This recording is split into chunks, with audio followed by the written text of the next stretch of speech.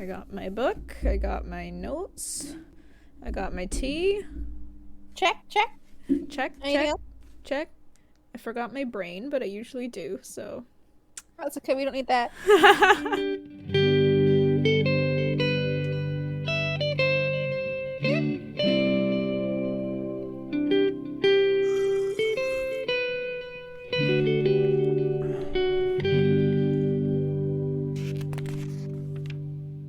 Hello, and welcome to Tea is Good, Books Are Better, the podcast where we drink tea and talk about books. I'm Raven.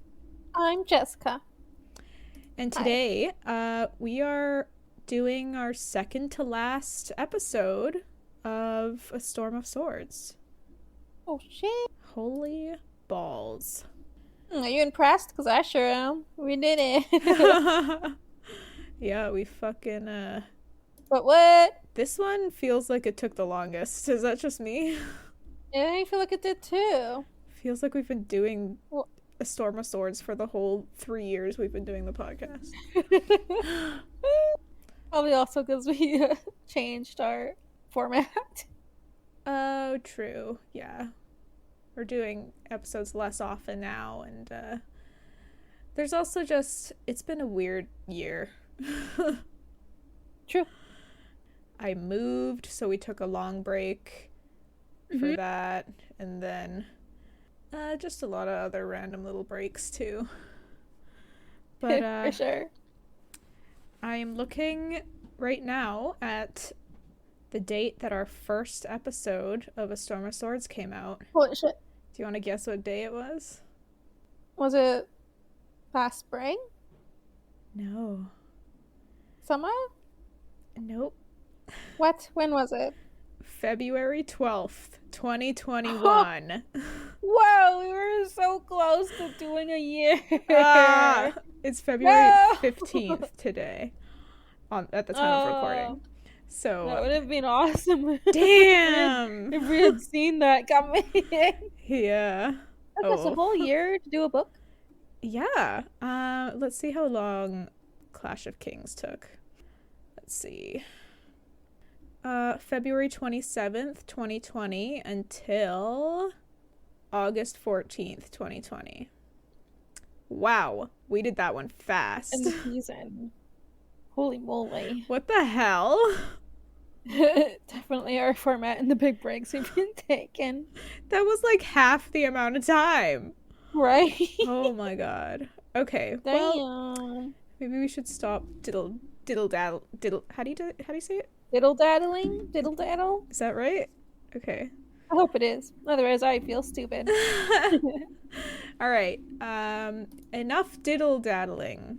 That sounds wrong. Sounds like sex. Oh no. All right. So we're starting off with Jon Snow. Sorry, my shit's getting stuck in my shit. Okay. Oh, don't forget our teas. Yeah, what are we drinking today? My regular apple cinnamon, as always, because I love that shit. That's no, the drink Christmas it till I'm one? done.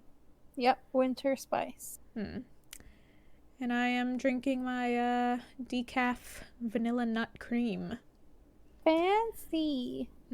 With oat milk and honey, the usual. Even better. That hits the spot. All right. Where did we leave off our characters? All right. Stannis offers to remove Jon's bastard name and to make him Lord of Winterfell in return for his loyalty and service in the war against the others. Oh shit. And Sansa is brought to Littlefinger's childhood home where he marries Lysa Arryn. Lysa is told who Sansa really is and tells her of her plans to marry Sansa to her cousin Robert. To Sansa's cousin Robert. Yuck. Sick boy. Yep. All right. So we're starting off with chapter 79. Wait, let me double check that. I fucked up the chapters last time. Oh, did you? Yeah. Yeah, we're chapter 79 is Jon. Ooh. Hit it. Jon is practicing Practicing. I'm sorry. He's practicing swordsmanship with Iron Emmett, who is the only person who is a challenge to Jon. And he manages to hit Jon across the temple hard. Iron Emmett? Yeah, his name is Iron Emmett. Pretty badass. Is he from the Iron Islands? Oh, I always thought it's because he was badass. Oh. Well, it could just be that. I don't know. Or like hard or whatever. But if he is, ooh. Yeah. As Jon's vision blurs, he's brought back to Winterfell practicing with Robb. They used to practice every morning while pretending to be a different famous knight or high lord. One day, Jon had declared himself as the Lord of Winterfell, and Robb had stopped and told him that he cannot be Lord of Winterfell. Dude. You're playing pretend, yeah. He can't be Arthur Dayne either. Yeah, like what the fuck? What is wrong with you, Robb? He's like, don't get any ideas. I blame Catelyn. Oh yeah, she's probably like putting that in Robb's head all the time, eh? Mm-hmm. Next thing he knows, he's being pulled off Iron Emmett, whose shield is now shattered and his sword is 6 yards away. Well, he was triggered big time. He was triggered. Holy. Trauma. Jon apologizes to Emmett, who makes a joke about knowing how Corrin half-hand felt. I'm like, yo, that's too soon, bro. Bruh. Oh man. That's brutal. Jon leaves the armory, and he asks himself why he's so angry. He thinks about how he could be Lord of Winterfell now. It's what he's always wanted. But Lady Catelyn's face appears to him, staring at him with that look, telling him that he did not belong. Like, he doesn't belong here. I feel like most of the time we've seen their interactions, it's been from Catelyn's perspective. Yeah. So we kind of have a good idea of how she sees Jon, right? Like, he's the scum of the earth, pretty much. Yeah. A constant reminder of her husband's infidelity, yeah. Mm-hmm. But we have not seen a lot of Jon's perspective on Catelyn. We haven't. So this is kind of interesting to kind of get that. But it's also just like very predictable. I mean, it's pretty much exactly what I expected, right? Mm-hmm. Yeah, he's just like, how would you say that Jon sees Cat? Someone who always made him feel like unwelcome, uncomfortable, like an outcast. Yeah, she was just kind of like this cold aura. Basically, a cold person who did not want him around. Yeah. Anyway. She was his constant reminder that he does not belong. Jon is not in the mood to talk to anyone, so he sneaks out the back of the armory into the tunnels to the bathhouse. There are cold baths and hot baths. He uses the cold bath to wash off his sweat, and then he soaks in the hot bath. He thinks about how he can restore what Theon did to Winterfell, and tries to convince himself that his father and Robb won't be offended by him taking Winterfell in their stead. Which makes me sad, because Robb definitely intended on making him next of kin. Yeah, and again, I'm pretty sure that he did make him his heir. So it is kind of sad that Jon still thinks that Robb would be like, stay back. No, not for you. They'd castle. rather have some rando in there, right? Rather than Jon, or just let it die off and like, whoever wants to take the castle can take it. Like, what other option is there? Goof. Yeah. Poor guy though. But it's why do you think he has always wanted to be the Lord of Winterfell? Because it's not like, Jon isn't the type he doesn't seem to seek leadership at all. No. He seeks adventure, if anything, but I don't really get the sense that maybe he's a natural leader, sure, we've definitely seen that, but we haven't really seen him seek that out at all. Maybe it would make him feel like he finally belongs there? He's kind of brings him closer to his dad. Yeah, and to his home, which never really felt like home, I guess. I wonder. Yeah. So, I think what I'm trying to get across is that if he is thinking that he has always wanted to be the Lord of Winterfell, it's not because he wants to lead the people of Winterfell. It's Or because he wants the power. Yeah, it's not that. It's that he wants, to feel like he belongs. Like he's welcome at his own home. Yeah, and he wants to feel close to his family, to the Starks. He wants to feel like a Stark. That's what it is. He wants to be a Stark. Oh my god, that breaks my heart. Yeah. That is... Yeah. Oh, Jon! Go on. Well, now I'm sad. Okay. Sir Alistair Thorne and Bowen Marsh enter the bathhouse, discussing if it will offend Tywin Lannister if they let King Stannis choose their Lord Commander. Psyche, he's dead. Jon makes his presence known by getting out of the bath and telling them not to let his presence spoil their plotting. Savage. Outside, Jon walks around with no direction, continuing to ponder. He sees the gates through the wall are open, so he finds himself walking through to the other side, to the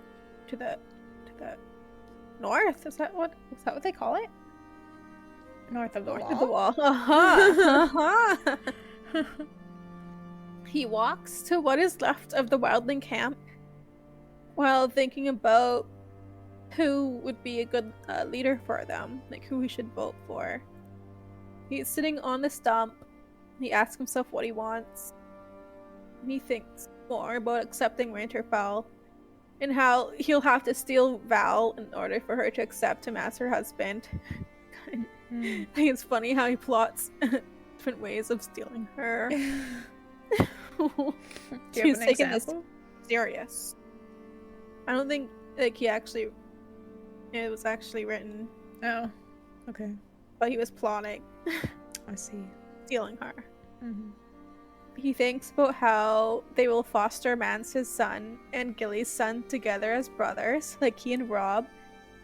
He thinks about having a son, which is something he's never allowed himself to think of. And he realizes that he wants it. Oh, damn. He feels a deep hunger to be Lord of Winterfell. But also for fresh meat and hot blood and a stink of fear. Hold up! Or hell. You're like, what? Hold up. And Jon realizes what is happening and he jumps to his feet, calling for his pupper. Ghost? Ghost emerges from the trees. Hell yeah. Finally! Ghost is Been back, too baby. Been too long. He's leaner and bigger than what Jon remembered, and he jumps on him and tears him up. No, just kidding. Whoa. On the ground. You had me there for a second. It's like, I don't remember that. I completely misread this chapter. Jon asks Ghost what happened to him, but just gets licked in return. When he looks into Ghost's eyes, he finds that he has his answer. So they head back through the wall to get themselves some food. The king's men stop and gape as he walks by. Of course. Direwolf, like, what the? Yep. As they near the hall, Jon can hear a commotion of arguing men. When he enters, the majority of the men are standing and shouting, "There's no food!" What? But I'm starving. Pip is the first to see Jon and Ghost, and he whistles loudly, silencing everyone. Jano shouts that Ghost is a vicious beast and that Jon is a warg. Jon asks what the hell, and Maester Aemon tells him that his name had been put forth as Lord Commander. Jon finds this absurd and asks who did that. like who did that? And Dolores Ed says he did. That old man. Dolores Ed? Huh.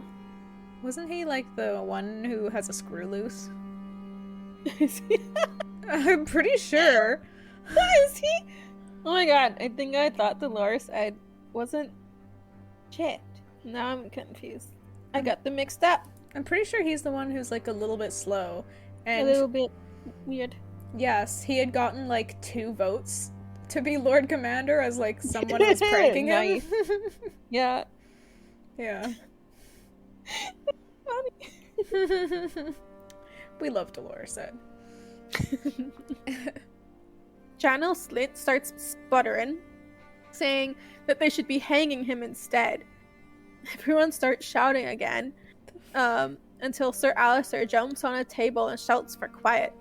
He says that they should vote now, as the king has guards preventing them from leaving or eating until they vote in a new commander. Hostage. Or Othel Yarwick. Hope I said that right. Sure. He stands and he says, wait, maybe is it Othel? Oh, is it Othel? I don't know. It sounds like it sounds better. Othel sounds like brothel. Othel sounds dumb, and I'm like, that doesn't sound good in my mouth. Yeah, Othel, maybe. Maybe. Let's go with Okay. Othel. Okay. Othel Yarwick stands and says that he's pulling his name out. He says that he was going to tell everyone that Janos Slynt would be the best choice, as he was Lord Commander of the Gold Cloaks and Lord of Harrenhal. But as he stands there, he doesn't remember why he thought Slynt would be a good choice. He says Snow would probably be the better choice, as he's been on the wall longer, was Ben Stark's nephew, and Commander Mormont's squire. Oh shit. Jon notices that Janos Slynt has turned purple, and Sir Alistair has gone pale. Yeah, suck it, bitch. Slowly the men start shouting for the kettle. There is already a queue by the time Sam and Clytus bring it over. Clytus takes off the lid and a white raven bursts out. What the? He flies around the hall and then lands on the table in front of Jon. It says "Snow" over and over. Snow, snow, snow. And Sir Alistair, it's like clipping your audio, so it just sounds like you're barking. Yes, snow. Oh. Sure. Yeah. And Sir Alistair says that Sam must have trained this raven to say snow, and that it's not actually Lord Mormont's raven. The raven. Okay, wait, sorry, hold up. Am I stupid? I did not realize that his was a white raven.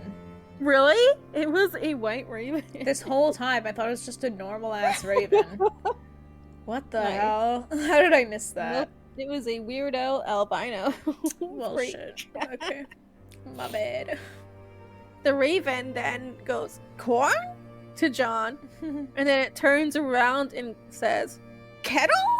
What the? Soon everyone is jumping out of their seats and running to vote. And when the bird has spoken. Right. And when it's done, Jon is surrounded by everyone praising him, slapping him in the back, or even bending the knee to him. What the hell?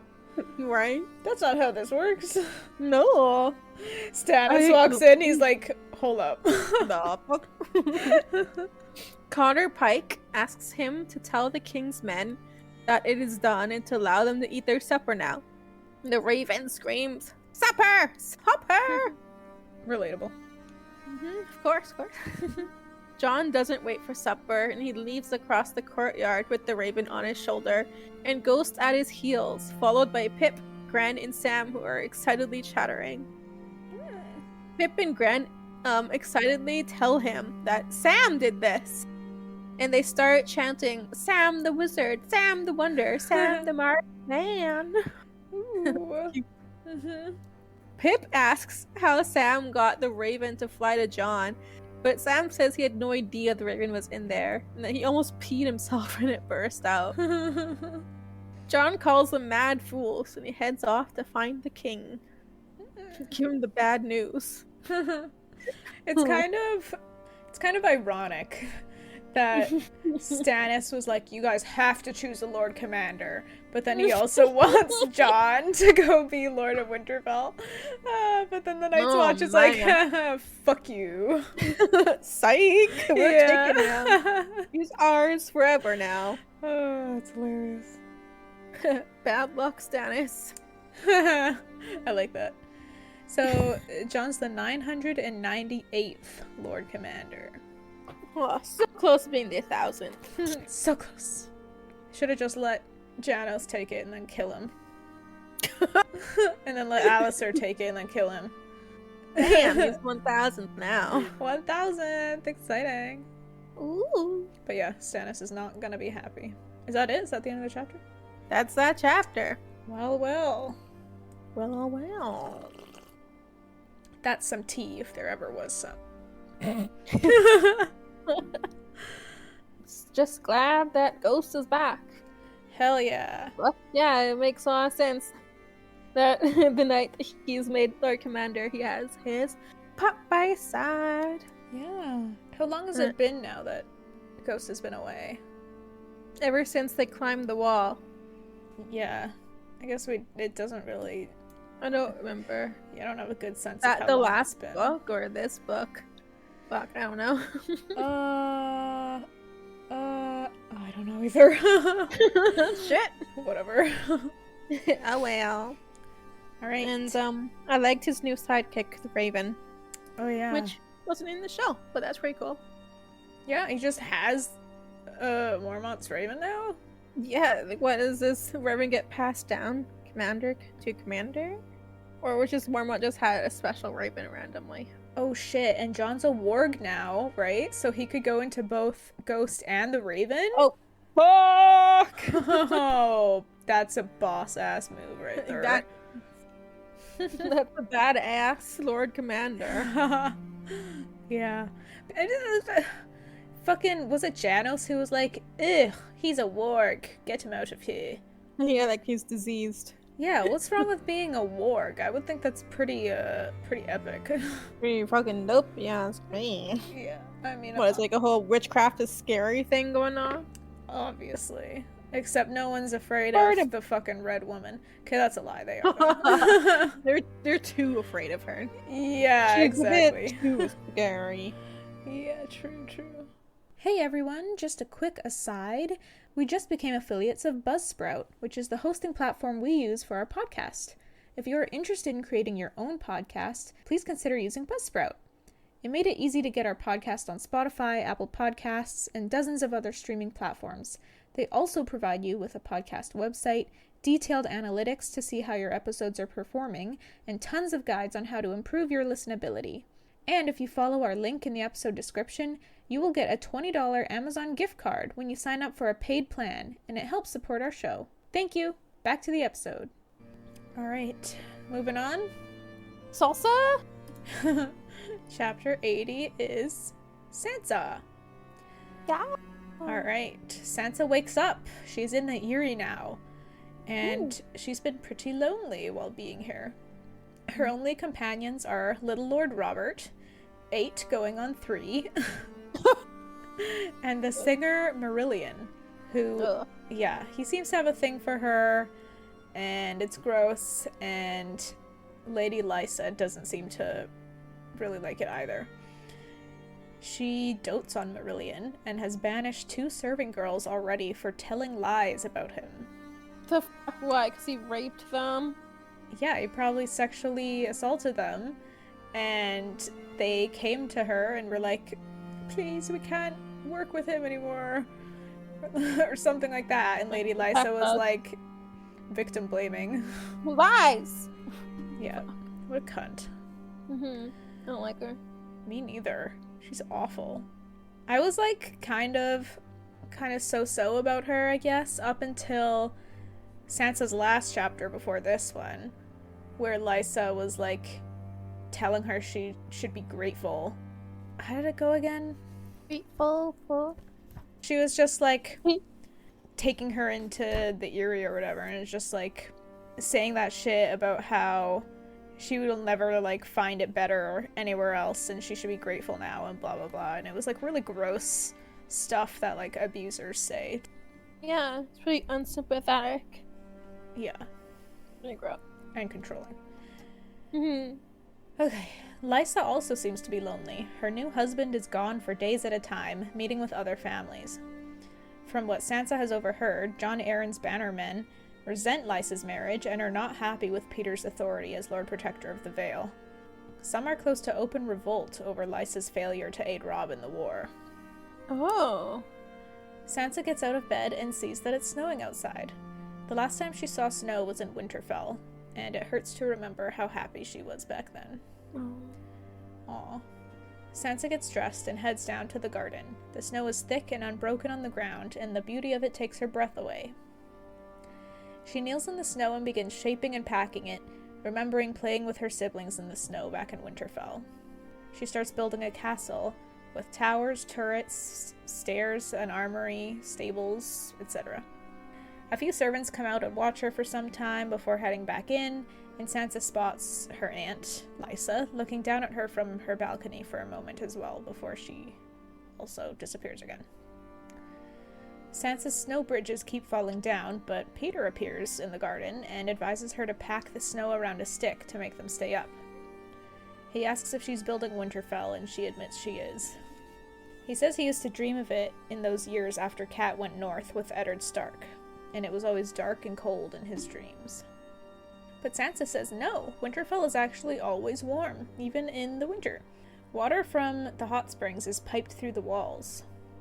That's pretty epic. I feel like we learned that You sure? a while back, but it's pretty cool. I know, it's still really awesome. Mm-hmm. Petyr starts helping Sansa build the castle, saying nothing would please him more than to help her. Sansa throws a snowball at him at one point, and he jokes that was unchivalrously done. She says so was bringing her here when he swore to take her home. Haha, the sass. He admits he played her false at that, and that he did in one other thing as well. He said it was a lie that nothing would please him more than to help her with the castle. Something else would please him more. Then he grabs her and kisses her. She wrenches free and says he should be kissing his wife. Yeah, good. Yeah. Tell him stop. Well, there is a second there where she's kind of like giving into it, but then pulls back. I would explain that away as her child mind. Be confusion. Yeah, she's confused. She doesn't know what's going on. She's so used to all those stories about women getting swept off their feet by the savior man or whatever the fuck it is. Petyr starts going off about how beautiful Sansa is, and she thinks he almost sounds like Marillion. Like a creep? Yeah. She says she might have been his own daughter, but he says she isn't, and she might be even more beautiful than her mother was at her age. There's a shriek, and Lord Robert enters the garden, excited by the castle. He marches up to the gate and swings his doll at it, pretending to be a giant storming the castle, and he knocks the tops off of both gatehouse towers. Sansa tells him to stop, but he swings the doll again, so she grabs it and it rips. Robert starts wailing and he collapses onto the castle, thrashing about and knocking down towers and bridges on all sides. Sansa stands horrified, but Petyr grabs Robert's wrists and shouts for the maester. Guards, serving girls, and the maester arrive within instants. They all know of Robert's shaking sickness. The maester feeds him some dream wine and they carry him away. You hit him? Huh? I forget. Did you mention that she hit him? She hit him? She slaps him. And that's what caused the seizure. Or shaking sickness. Are you serious? Yeah, doesn't she lose her shit and slap him? Oh, I didn't think she After slapped him. he... Where's the book? What book are we reading? I thought she just grabbed the doll and then it ripped, and that's what made him like freak out. Yeah. I thought so, but I mean, we can pull it up. Okay, I've got it here. Okay, go. He swung the doll again, and a foot of wall exploded. She grabbed for his hand, but she caught the doll instead. There was a loud ripping sound as the thin cloth tore. Suddenly she had the doll's head. Robert had the legs and the body, and the rag and sawdust stuffing was spilling in the snow. Lord Robert's mouth trembled. "You killed him!" he wailed. Then he began to shake. It started with no more than a little shivering, but within a few short heartbeats he had collapsed across the castle, his limbs flailing about violently.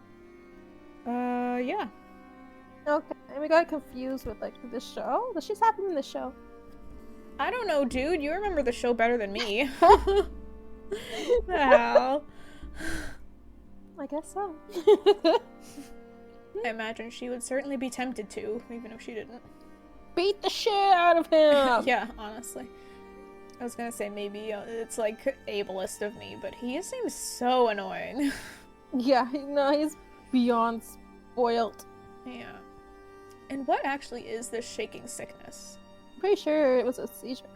Was it? Oh, okay. It sounded like a seizure. Yeah. I guess, yeah. It's just, like, shaking and thrashing about. Yeah. Okay.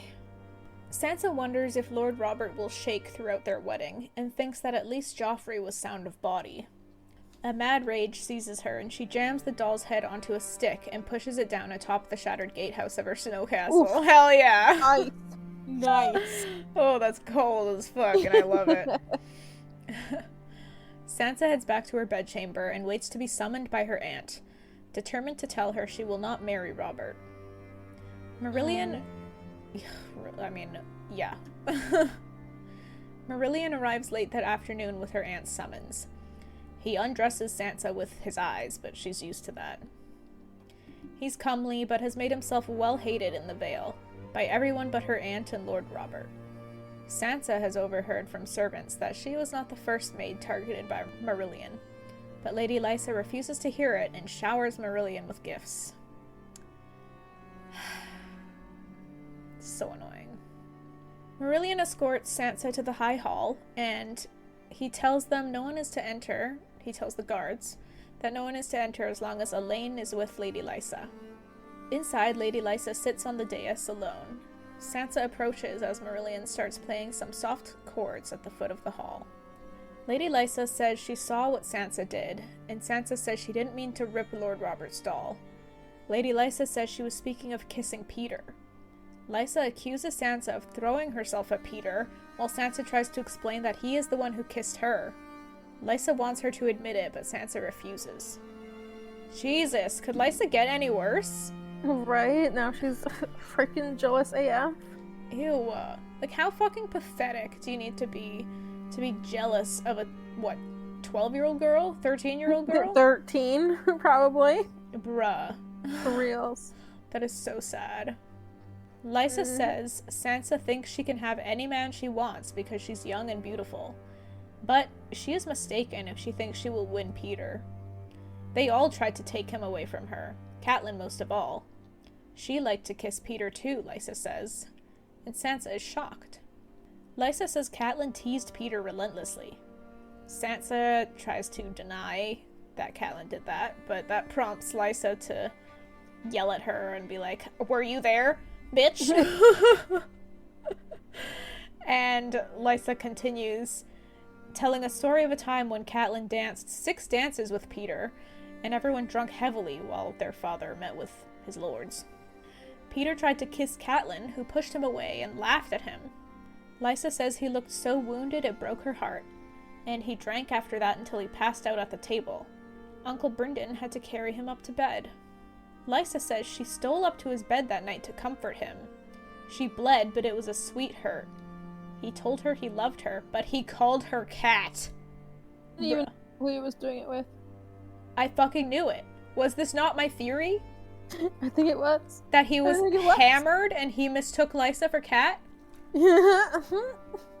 I'm a genius. Lysa says if Sansa was anyone else, she would banish her back to the Fingers. That was her father's plan for Petyr. Everyone thought it was because of the duel with Brandon Stark, but that wasn't it. Her father told her he ought to thank the gods that Lord Aaron was willing to take her soiled. But Lysa says she was always meant for Petyr. They made a baby together, and they stole him from her too. Yeah. Ah, Dude, we're learning everything right now about the whole Lysa, Petyr, Catelyn. we guessed it, bro. Yeah. Oh, we'll get there. Lysa promised to never let it happen again, which is why she refused to let Jon send Robert to Dragonstone. Sansa swears she will never kiss Petyr again, just trying to say what she thinks her aunt wants to hear, but Lysa is like, "You admit it!" and grabs her. Oh. She shouts for Marillion to start playing a song called The False and the Fair, and drags Sansa towards the moon door. And she forces Sansa to open the door. When she unlatches it, the wooden door flies inward and cold air blasts in. Sansa tries to back away, but Lysa is behind her, forcing her forward. Sansa screams, but can't get past Lysa. She grabs her aunt's hair, and Lysa shrieks, and they teeter on the edge of the moon door. So, the moon door, just as a reminder, is like a drop all the way down to, what, like the water? Or like, is it just rocks? Probably mountains. Mountains? Like, they're up high, so probably down to the rocks below. Maybe? Yeah. I'm trying to, like, find the Eyrie on the map again. Okay. For them being on water. It's not really on water. So yeah, it would just be like a really, really, really long drop down onto some rocks. Because it's like at the top of a mountain, pretty much, right? Yeah. Yeah. Okay. Guards pound on the door to the room, demanding to be let in, and Marillion breaks off his song. Someone asks, "What is the meaning of this?" And it's Petyr, having come through the Lord's entrance in the back. The guards are still banging at the door. Lysa turns, allowing Sansa to rip free and stumble to her knees. Petyr sees her then and asks Lysa what's going on. Lysa grabs Sansa by the hair and starts going on about Sansa kissing him and says she was teaching her a lesson, and Lysa doesn't want her here in the Eyrie anymore. Petyr says fine, they will send her back to King's Landing, and tells Lysa to let her away from the door. Lysa shrieks no and says Petyr can't want her. Sansa doesn't love him the way Lysa has. She has proven it. She gave Petyr her maiden's gift. She would have given him a son too, but they murdered him with tansy and mint and wormwood. She didn't know. She only drank what her father gave her. Bruh? Tansy! We My were God. so His right. deathbed, he was going, "Forgive me, Tansy." He must have felt so really guilty about it. If that's what he was saying on his in his deathbed. It was his dying breath. And it was the only thing he could think about. He regretted poisoning his daughter? Huh. Well, I think he probably... Yeah, I guess if he could have gone back, he would have done it differently. Yeah, I would have let her keep it. Or they would have kept it as, like... Yeah, like maybe they would have said it was someone else's baby or something. I think he just feels shitty about killing it. Tricking her. And killing it. So it totally makes sense now that Lysa did not return home when Hoster was dying. Mm-hmm. Yeah. She has a grudge. Fair, though. Because that's an unforgivable thing to do. That's super slimy. Yeah. But anyway, I don't know about you, but I feel super clever for figuring this out. Right? I don't even know how we did, but hell yeah. It's been a long time. It's been like since Clash of Kings or something that we've been talking about this. Ooh, it's Tansy. Right? Who's Tansy? And we met that one woman whose name was Tansy. Remember? Yeah. Yup. And I was still like, you know what? I think this is a red herring. Like, what is it? Yeah. So, I mean, it makes me wonder how easy it is to figure this out. Like, are we actually geniuses, or is this, like, super easy to solve? We're just praising ourselves for no reason. We know a little bit of what actually happened. Oh, I guess that's true. We're, like, figure it out. I guess that's true.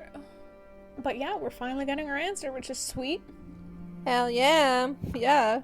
And it's so like Lysa, too, to, like, start talking about all of her trials and tribulations to Sansa for, like, no fucking reason. Mm-hmm. She is cray-cray. Honestly, like, I don't know if she just wants attention or if she wants pity or, like... But this is your niece. I have it so hard. Why you take my happiness? Yeah. But something I did notice in this, like, most recent part where Lysa is talking about how Petyr can't want Sansa. Sansa doesn't love him the way Lysa has. So I think that's a pretty clear giveaway that Lysa does not actually think that it's Sansa's fault. Like, she knows Petyr's the one who kissed her and wants her, but she's, like, in denial or something, I guess. Which is, like, that's just what men are like. Yeah, she's probably, like, making excuses for him, and that's where the victim blaming comes from. Yeah. That Sansa, like, tempted him or whatever. Yeah, I think that's how she sees it. Like, she was the temptress. And poor Petyr, how could he? He can't fought resist. her off. Yeah, I mean, he's only a man. Right? It's not like he can control it. No way. But she also seems kind of a delusional. Oh, that's for sure. Or pretty delusional. Yeah. This woman would need serious mental help. Years and years and years of consistent mental help. Maybe some antipsychotics. For real, though. Alright. Lysa says Cat never did anything for Petyr. It was Lysa who got him his first post, who made Jon bring him to court so they could be close to one another. Petyr says he knows and holds out his hand to her. Lysa says she even listened to him when he told her to put the tears in Jon's wine. And she even wrote Catelyn to tell her the Lannisters had done it, just as Petyr said. What the fuck? Oh my god. Lysa! What the fuck? Lysa, it was you all along! I thought it was that guard guy, though. What guard guy? Wasn't there some guard guy, like some guy who became a knight who was knighted really quickly after Jon died? The squire! Yeah. His squire! Yes. Yeah. Like, didn't we think it was him? Yeah, we did. Oh my god. So was he just a scapegoat? Kid? Yeah, he was just some sketchy kid, I guess. Dude, it was Lysa this whole time who killed Jon Arryn? So, okay, hold on. So if we really think about this, she did this because of Petyr. So Petyr started this entire thing. He started everything. Yeah, it was all Petyr. He started the Game of Thrones. But yeah, because he wants it. Power. Dude. What? Was Petyr all along? He's behind everything. Oh my god, he orchestrated it to get Ned over there to have him killed.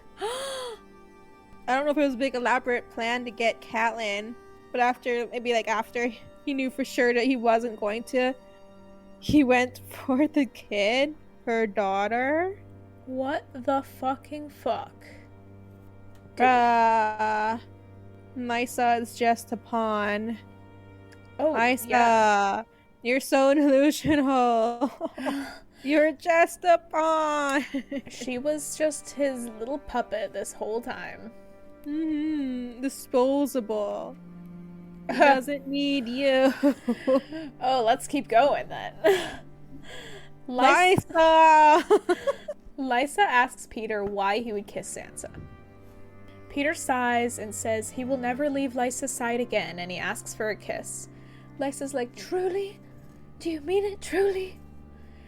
Ugh. And she throws herself into Petyr's arms, and Sansa can finally crawl away from the door.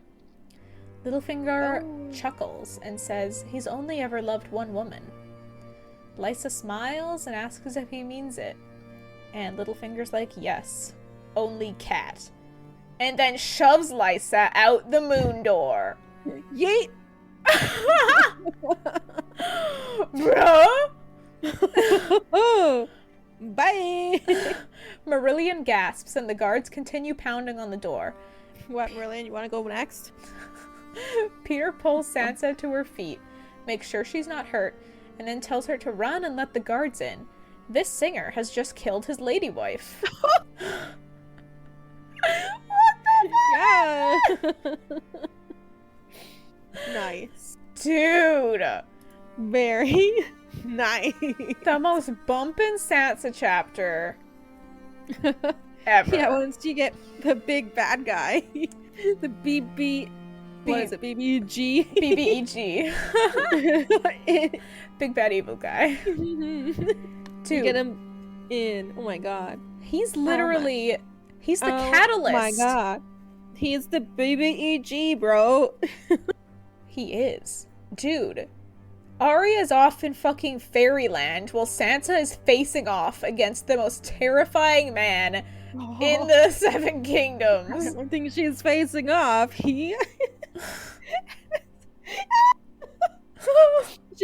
She's now his apprentice. Oh shit!